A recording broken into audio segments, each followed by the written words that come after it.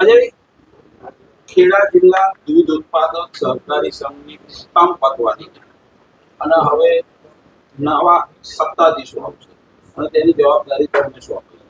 શું એજન્ડા છે? ભારતીય જનતા પાર્ટીનો મુખ્ય એજન્ડા તો આ સમગ્ર અમૂલ સંઘની ચૂંટણી એક પ્રકારના શિસ્તથી લડાય.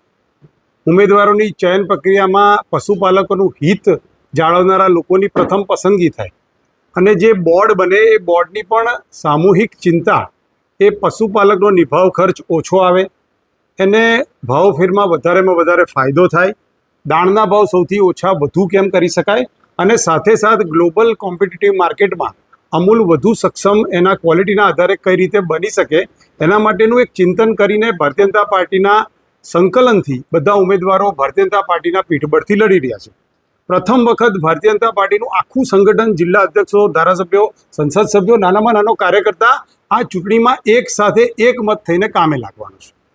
આ સમગ્ર વિચારમાં જ્યારે કેન્દ્ર સરકારમાં નરેન્દ્રભાઈ મોદી એવું કહેતા હોય કે પશુપાલક, મછુઆરા અને કિસાનોનું અહિત નહીં થવા દઉં, જ્યારે વ્યક્તિગત નુકસાન મને ગમે તેટલું જાય એનો મને ચિંતા નથી, તો પશુપાલનને નબળું કરવા, ગ્રામ્ય આર્થિકતાને નબળી કરવા માટે વિદેશી તાકાતો આ દેશમાં એમનો ડેરીનો ડુપ્લિકેટ માલ ઠાલવવા માટે પ્રયત્ન કરી રહી છે, જેમાં દેશના વડાપ્રધાન એને મક્કમ રીતે નકારી રહ્યા છે અને અનેક ઘણા ટેરિફોનો સામનો આપણે કરી રહ્યા છીએ. એ સમયે ગ્રામ્ય ઇકોનોમીને ટકાવવા વધુ સારું, સક્ષમ અને એક મનવાળું નેતૃત્વ આપવા માટે અમે સૌ આવનારા દિવસોમાં ભારતીય જનતા પાર્ટી તરફથી ચૂંટણી લડવા જઈ રહ્યા છે.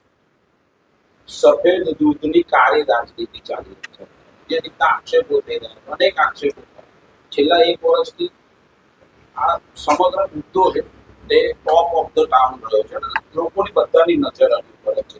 છેલ્લે મતદાર યાદીનો પણ આ વિવાદ થયો અને એમાં આક્ષેપો લગાવવામાં આવ્યા. કેટલા મતદાતાઓ વધ્યા છે ગઈ સાલ કરતા અત્યારે? શું આવે? તમે કહ્યું કે સફેદ દૂધની કાળી રાજનીતિ, એમ પત્રકારત્વ જોડે પણ એના નકારાત્મક લોકો પીળું પત્રકારત્વ શબ્દ જોડતા હોય છે.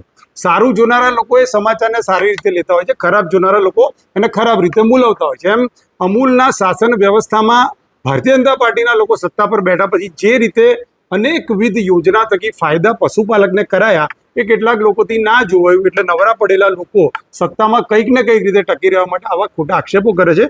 મારે બહુ જ સભાનતાપૂર્વક કહેવું છે કે 61 વાંધા આવ્યા, એમાંથી સૌથી વધારે વાંધા સૂચનો જો કલેક્ટરશ્રીએ નકાર્યા હોય તો એ ભારતીય જનતા પાર્ટીના મતદારોના નકાર્યા છે. જો સત્તાના ઉપયોગથી અમે આ ચૂંટણી લડતા હોત તો સામેના ઉમેદવારો ઉમેદવારી જ ના કરી શકે એવી વ્યવસ્થા કરતાં પણ આવડે છે, પરંતુ સરકારે મતદાર યાદી કે ઉમેદવારનો હક ક્યારેય છીનવવા માગતી નથી. સંપૂર્ણ પ્રમાણે લોકતાંત્રિક વ્યવસ્થાથી ચૂંટણી લડાઈ રહી છે. તમે જોઈ રહ્યા છો કે બેફામ પાયા વગરના આક્ષેપો કોઈ પણ ડર વગર કરી શકે એવું લોકતાંત્રિક વાતાવરણ ગુજરાત રાજ્યમાં વિપક્ષને મળે છે અને પછી આવા ખોટા આક્ષેપોમાં અન્ય લોકો આવી જાય એ યોગ્ય નથી.